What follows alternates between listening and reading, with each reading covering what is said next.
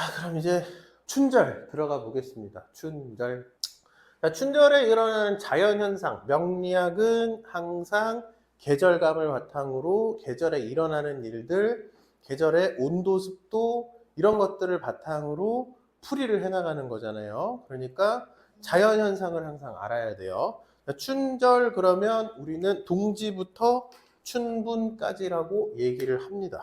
이 원을 항상 그리세요. 춘절 그러면 동지부터 춘분까지예요. 뭐 하는 시기라고요? 수생목. 네. 그러면 수생목이 더 효과가 좋으려면 그렇죠. 금생수. 그럼 춘절에 무슨 일이 일어나느냐? 우리는 못 느껴요. 우리는 사람은 못 느끼지만 얼었던 흙이 녹아요. 땅 밑에서 뭔가 진행 중이다 라고 얘기를 할 수 있고, 그 부분에 대해서 얼었던 흙이 녹는다라고 얘기를 하고, 그 얼었던 흙이 녹으면서 이후에 시간이 점점 지나면서 관찰되는 거는 싹이 난다라는 거죠. 그렇죠? 그래서 중점적으로 일어나는 일이기 때문에 제가 빨간색으로 표시를 해놨어요. 그리고 시간의 순서에 따라서 설명을 해놓은 거예요. 얼었던 흙이 녹아서 싹이 나는 거죠. 그리고 날은 점점 따뜻해지고, 여기서부터 춘분까지 간다 그러면 동지 때 뭐 영하 10도, 뭐 진짜 추우면 영하 20도 막 이렇게도 내려갔었는데, 체감온도 막 영하 19도 이러잖아요. 그렇게 내려가는데 춘분까지 가면 영상 한 10도 이렇게까지 가요. 3월 중순까지는 보통 그렇잖아요. 그 다음에 점점 눈이 녹아요. 여기까지 갔는데 눈이 안 녹았다 그러면 이제 그거는 이상기후예요. 통상적으로 점점점 갈수록 눈이 녹습니다. 그래서 이 시기에 대해서 이제 공부를 하는 거예요. 이번 시간에는. 네. 그래서 제가 그림으로 이렇게 한번 표현을 해봤어요. 오늘 배울 거는 수생목을 하는 시기, 중심이 되는 건 개수와 간목이다 라고 얘기를 할 수 있습니다. 그래서 그거를 그림으로 나타내면 여기 땅 속에 얼었던 흙이 녹는데요. 얼고 녹으면 물이 생겨요. 얼었던 게 녹으면서 물이 생겨요. 그 물을 습도라고 얘기를 하고 물기라고 얘기를 하고 이 개수라고 하는 것으로서 기호화시켜서 표현을 한 거예요. 그러면 이 땅 속에서 개수가 만들어집니다 라고 얘기할 수 있죠. 예. 그래서 이 습도라는 게 만들어지고 나면 이 습도로 인해서 싹이 올라온다. 그래서 춘절의 중심이 되는 건 수생목이고, 그 중에서도 개수와 간목으로 인해서 수생목을 하는 게 중심이 된다 라고 얘기할 수 있어요. 근데 이 현상에 대해서 조금만 더 깊게 들어가 보자고요. 자, 싹이 나는 건 오케이, 알겠어. 근데 이 싹이 나는 거에 대해서 잘 보니까 이 현상은 사실 흙이 있어야지만 훨씬 더 효과적으로 일어난다라고 얘기할 수 있습니다. 그 실험을 해보면요, 식물 가지고도 실험을 하거든요. 이게 학부 때 식물 가지고도 실험을 해요. 그럼 식물에 어떻게 하냐면 여기다가 이렇게 탈지면이라는 걸 스펀지 이렇게 솜 같은 거를 이 페트리 디시 안에다가 넣고 여기다가 이렇게 착착착 분무기를 해서 물을 뿌려요. 이게 물 먹은 솜 되죠. 그럼 여기에 그 애기장대라고 하는 식물의 씨앗을 들고 와서 그거를 여기다가 이렇게 냅둬요. 그럼 물 먹은 솜 위에 씨앗을 올려놓죠.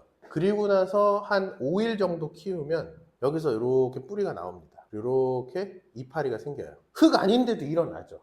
네. 그러면 잘 보시면 흙이 아닌데도 씨앗은 발화를 한다라고 얘기할 수 있죠.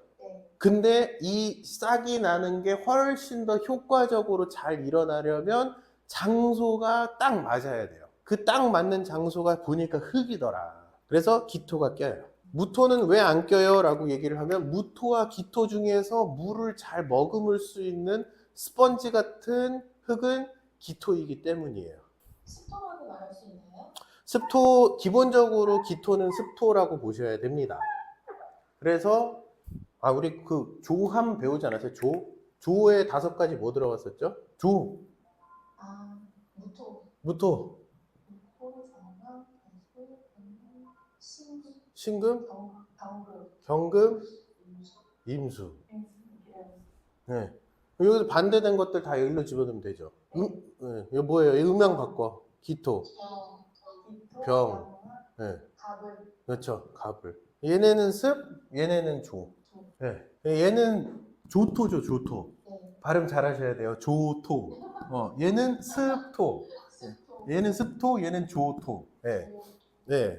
건조한 흙이란 뜻이에요. 그게 잘 이해가 안 간다 그러면은 무토는 절벽에 있는 암벽 착착착착착 쌓여 있는 퇴적층이라고 보시면 돼요. 네. 퇴적층은 물이 안 통해요. 네. 물이 통하지 않습니다. 물이 거의 물을 먹지를 않아요, 얘네들은. 그래서 어떻게 해야 돼요? 가서 포크레인이나 그 가끔 길 가다 보면 다다다다다다다 하면서 이렇게 땅 부시는 기계 있잖아요. 기계로 부셔야 되잖아요. 네. 아니면 여러분 대리석 부시는 거 본 적 있어요? 네.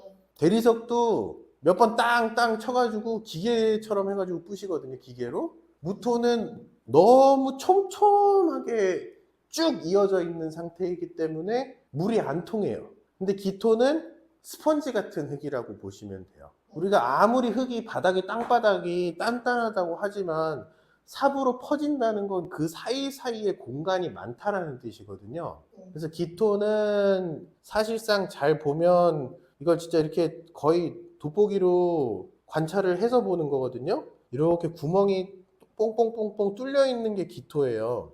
근데 무토는 이렇게 생겼어요. 안 통한다고. 물이 안 통한다고. 퇴적층하고는 어떻게 되는 거예요? 퇴적층은 무토 쪽이죠. 그죠? 네. 네. 이건 기토. 네. 네. 밥, 뭐 이런 거. 예? 밥? 네, 밭 같은 거. 네. 노는 무토에 가까워요. 아, 노는 물을 가둬놓은 거잖아요. 그러네요. 네, 물이 통하면 안 되죠, 거기는. 네. 그리고 논에 물을 댄다 그러죠. 네. 기본적으로 물이 안 통하니까 단 데서 끌어와요, 다른 데서. 아, 네, 그렇게 생각하시면 됩니다. 네. 자, 그래서 싹이 잘 나는 거는 기토여야지 잘 나더라. 효과적으로 잘 날 때는. 오케이. 자, 그렇게 해서 그러면 일단 기본적으로 기계 값이 갖춰지면 싹이 잘 납니다. 라고 얘기를 할 수 있는 거고, 이 안에서 상생상극을 보면 기계로 내 자질 개발에 필요한 것이 무엇인지를 인지를 하고, 그로써 목극토인 간목이 기토를 극해서 그럼 그거에 필요한 거 인지한 거 말고 내가 공부를 하겠소 라고 하는 태도를 갖춘다. 학습을 한다. 라는 걸 했을 때 비로소 수생목이라고 하는 내 지식을 익히는 게 굉장히 효율적으로 일어난다고 얘기할 수 있겠죠. 네. 예. 자, 이 스토리들을 잘 기억을 하셔야 돼요. 일단 끝에 가서 또 다른 얘기를 할 거니까. 자, 근데 그 상황에서 우리 식물 키울 때 가장 많이 하는 게 뭘까요? 그렇지. 그렇지. 그 중에서 제일 먼저 물 주고라고 나왔죠. 네. 물 주려면 물을 그냥 개수를 갖다 이렇게 부어줄 수 있는데 그거는 사람이 하는 짓이고 자연 현상이라 그랬으니까 자연에서 그럼 물이 어떻게 나올 것인가 라는 거를 잘 고민을 해보면 동지부터 춘분 사이에 물을 어떻게 대야 될까 이걸 고민을 좀 해보면 돼요. 점점점 날씨가 따뜻해지니까 눈이 녹던데 그 눈이 녹으니까 물이 되던데 그러면 점점점 날씨가 따뜻하게 만들어지는 건 병화가 되는 거죠. 네. 예, 그리고 나서 그러면 녹게 되는 요소는 신금이라고 얘기를 할 수 있는 거예요. 네. 아직 추운 시기에 그나마 병화라고 하는 열기에 녹는 건 표면에 있는 층이 얇은 눈, 서리 이런 것들이 있기 때문에 신금이 되는 겁니다. 근데 만약에 이 신금이 아니라 경금이다 그러면 녹이는데 또 한참 걸리겠죠. 네. 그래서 기본적으로 수생목하는 시기는 개갑에 대한 이야기입니다. 근데 개갑이라고 하는 이야기가 잘 진행이 되려면 무대라는 건 기토라고 하는 게 가장 이상적이던데요 라고 얘기를 할 수 있는 거죠. 네, 무토가 되면 물이 잘 안 들어가더라고요. 이 층 속으로. 그러면 성장이 잘 안 돼요. 그러면 뿌리 활착도 잘 안 되겠죠. 네, 기토니까 잘 되는 거지. 아니 뿌리가 무슨 힘이 있겠어요. 그냥 일단 밀고 나오는 힘 정도고 흙을 어느 정도 부드러운 걸 파고 들어가는 힘이 있지. 딱 나와서 일단 발화가 딱 됐는데 이렇게 발 뻗으려고 했더니 거의 뭐 딱딱해요. 뚫리지도 않아요. 그러는 순간 이제 그러면 아휴, 바로 아멘 그러는 겁니다.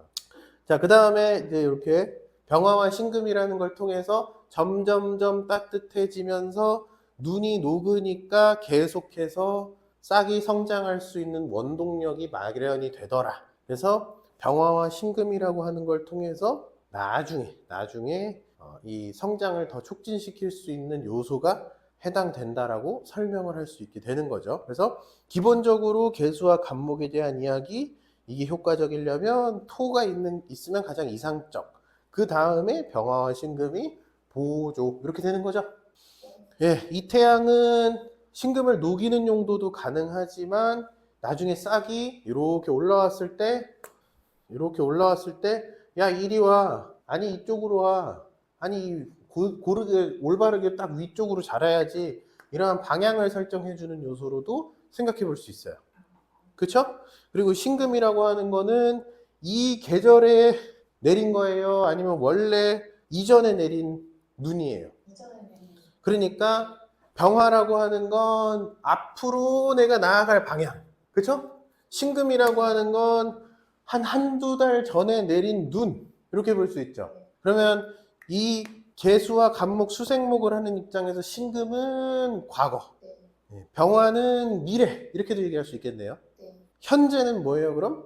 현재는 개가 예, 현재는 개갑입니다. 개가 예, 그러면 기토는 뭐예요? 기토는 그 모든 거를 인지하는 힘이라고 보시면 돼요. 앞뒤를 인지하는 힘, 과거, 현재, 미래를 인지하는 힘이라고 생각해 주시면 됩니다.